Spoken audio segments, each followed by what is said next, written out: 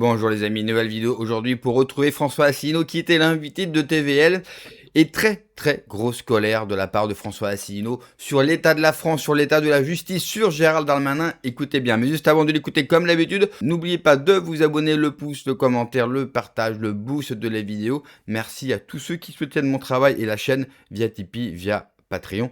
On l'écoute et on en parle juste après. François Asselineau, on est à quelques mois maintenant de l'élection présidentielle. Dernière question, vous cherchez toujours vos parrainages, bien sûr. Vous êtes toujours candidat. Ah ben je suis candidat plus que jamais. Mais c'est assez drôle que vous me posiez cette question d'ailleurs.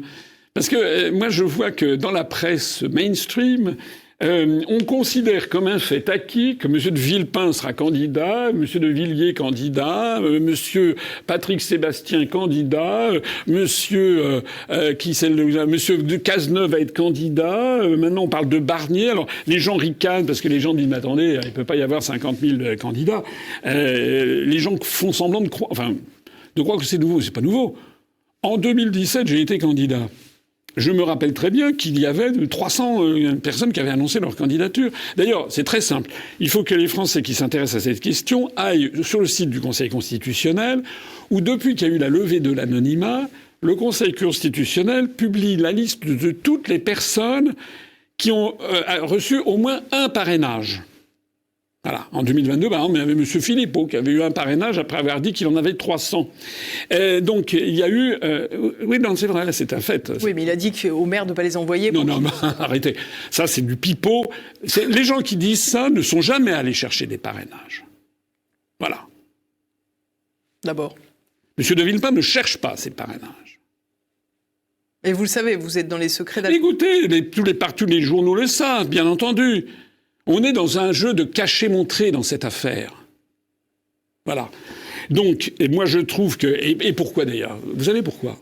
Parce que l'objectif numéro 1 de l'oligarchie, c'est qu'il faut cacher Asselineau et le Frexit. Ça, c'est fondamental. Et surtout Asselineau. Parce qu'Asselineau, il connaît ses dossiers. Parce qu'Asselineau, il dit la même chose depuis 19 ans et demi.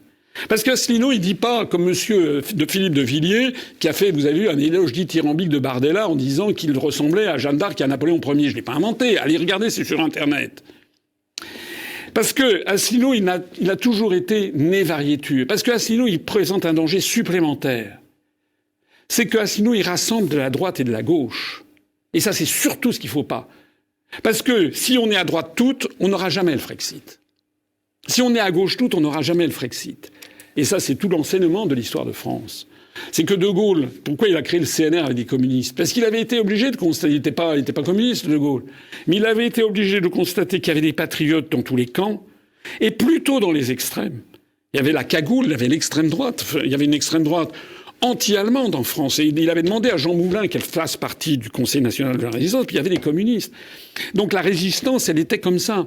Et aujourd'hui, on l'a vu lors du référendum de 2005, les 55% de non, il y en avait 25% qui venaient de la droite et de l'extrême droite.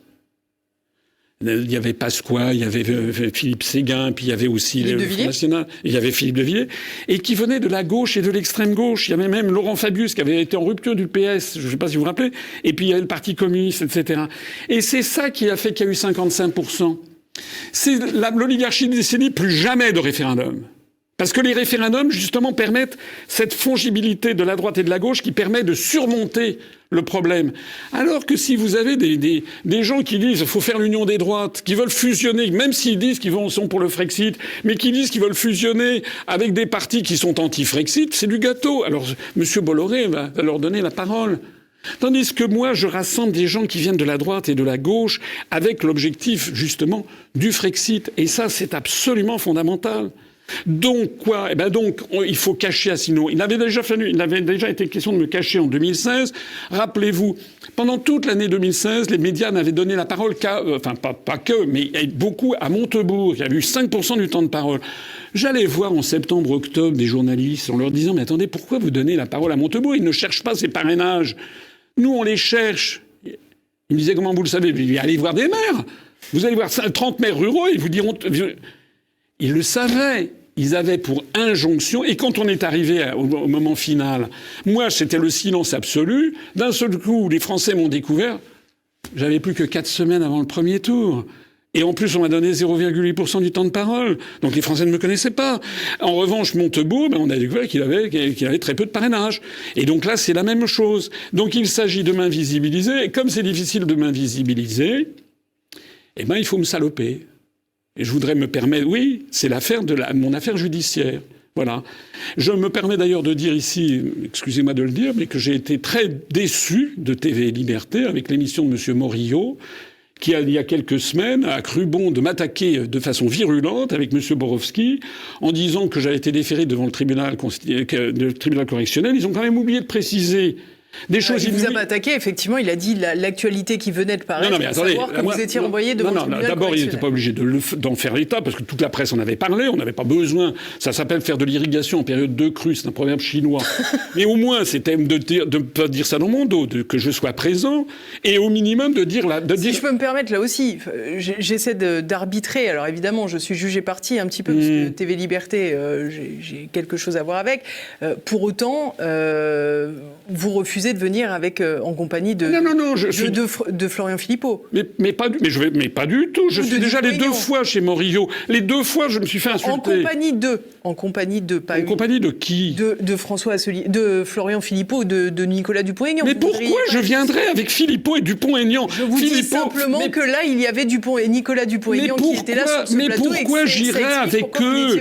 Il y a 30 personnes qui ont créé... Je ne vous reproche pas de ne pas y aller, je vous dis pourquoi vous n'étiez pas sur ce plateau. Mais j'ai proposé à M. Philippot de venir à l'UPR en 2017, qu'est-ce que je dis, quand il est en 2007, non, attendez, vous trouverez la vidéo, ça de 2008. Quand il est parti du RN. Bon, quand il est parti du RN, il n'a pas répondu, il a créé son parti. J'ai d'autant plus voulu faire des fusions qu'en 2020, qui est-ce qui a rassemblé pour le Brexit, pour la fête du Brexit? Qui est-ce qui a le seul responsable politique français qui a rassemblé dans la même réunion Philippot, Dupont-Aignan, Kuzmanovic, comment s'appelle-t-il, Cheminade, il y avait même le représentant du comte de Paris, il y avait Gilles Casanova, il y avait de la droite et de la gauche, il n'y en a qu'un seul qui a réussi à le faire, c'était moi, il y avait même Jean-Frédéric Poisson. Et qu'est-ce qui s'est passé ensuite? Ils ont tous, sauf le comte de Paris, ils ont tous annoncé leur candidature à l'élection présidentielle. Voilà. Mais ça n'est pas le sujet, là. Le sujet, il n'était pas là. Le sujet, c'est qu'ils ont fait une attaque délibérée contre moi en omettant de dire, et je tiens ici à le dire, la grande différence entre mon affaire et celle qui frappe un certain nombre de responsables politiques, c'est qu'il y a des juges d'instruction en France qui sont indépendants. Il y en a eu 2 qui ont été commis à mon affaire. 2. Pour l'affaire Grégory, il y a eu un juge d'instruction. Pour l'affaire d'Outreau, il y a eu un juge d'instruction. Les 2 n'ont pas très bien fini. J'ai eu 2 juges d'instruction. Pendant près de 4 ans, ils ont tout épluché. Ils ont fait des perquisitions à mon domicile, convoqué ma femme, ils ont cherché, ils ont téléphoné à des collaborateurs que j'avais il y a 30 ans. Ils ont regardé tous mes échanges téléphoniques, ils ont regardé les courriels, j'ai eu recours à des psychologues, ils ont fait des confrontations, etc. Notamment avec l'un de mes accusateurs où l'un des juges d'instruction a dit mais bon, dans tout ce que vous nous dites, il n'y a rien de sexuel, etc. Et l'accusateur qui a dit mais moi j'ai jamais dit que c'était sexuel, c'est les officiers de la police judiciaire qui m'ont dit de le mettre dans le dossier. Voilà ce que c'est la vérité. Et donc, là, vu tout ça, les juges d'instruction, ils en ont quand même vu d'autres, ils ont conclu ils ont pris une ordonnance de non-lieu sur les 8 chefs d'accusation. J'ai été entièrement blanchi par les juges d'instruction. Et qui est revenu derrière? Le parquet sous l'autorité de Darmanin. C'est ça la vérité. Au même moment que Madame Ariane de Rothschild, elle a été citée 5000 fois dans les dossiers Epstein. Alors, au même moment que vous avez des responsables politiques, dont les juges d'instruction, c'est les juges d'instruction qui ont déféré au tribunal correctionnel. Ça n'est pas mon cas. On est même dans un cas inouï, puisque je n'ai plus d'accusateur. Puisque l'un des 2 accusateurs, celui-là même qui a dit ce que j'ai dit, a justement, depuis plus de 3 ans, réécrit au juge en disant qu'il avait été, en fait, on lui avait fait dire ce qu'il ne voulait pas dire. Bon. Quant à l'autre accusateur, malheureusement pour lui, il a eu un accident de voiture, il est décédé dans un accident de voiture il y a 1 an. Donc en plus de ça, il n'y a plus d'accusation. Il n'y a plus d'accusation. J'ai 2 juges d'instruction. J'ai été auditionné par un psychologue, psychiatre, etc., mais des gens assermentés qui ont dit à la fin, c'est de l'argent foutu en l'air de la puissance publique. Pourquoi un truc comme ça? Au moment même où l'on apprend qu'il y a des gens, des viols sur enfants par milliers qui ne sont pas réglés, on a affaire à quelque chose qui est bien connu, en fait, dans le monde politique, c'est qu'il s'agit, en fait, de tout faire pour empêcher Asselineau d'être candidat. Hormis l'affaire qui le touche, et je vais me permettre de ne pas la commenter, faire croire aux gens qu'il y a une menace François Asselineau sur le monde, une menace François Asselineau pour le système, je pense qu'il faut avoir de l'ego. Surtout quand vous faites des métiers comme la politique, si vous faites du sport à très haut niveau, si vous faites des métiers médiatiques, oui, et même dans la vie en général, il faut de l'ego. Mais quand celui-ci atteint de tels sommets, ça devient quand même problématique. À quel moment les élites mondialistes, européistes, les élites françaises ont peur de François Asselineau? Vous l'avez encore vu, il est incapable.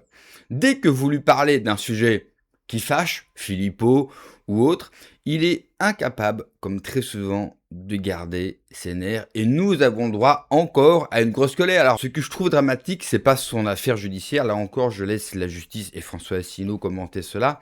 Ce n'est pas à moi de le faire. Par contre, ce que je trouve dramatique, c'est de faire croire aux gens que vous pouvez gagner. François Asselineau, Florent Philippot, Georges Kuzmanovic, Nicolas Dupont-Aignan, Philippe de Villiers, comme ça, j'épargne personne, ils n'ont aucune chance de gagner à part par la grâce de Dieu. Et cela n'arrivera pas. Malheureusement, l'UPR, quand cela a été créé, ce fut une formidable machine. Et c'était une excellente nouvelle. Malheureusement, aujourd'hui, c'est devenu l'outil d'un homme qui a un tel ego, je ne sais même pas comment il fait pour passer une porte, ça en devient risible. Et de faire croire aux gens qu'il l'aime, que le système veut l'abattre, ça en devient grossier. Je l'ai entendu récemment dire qu'il sera au second tour.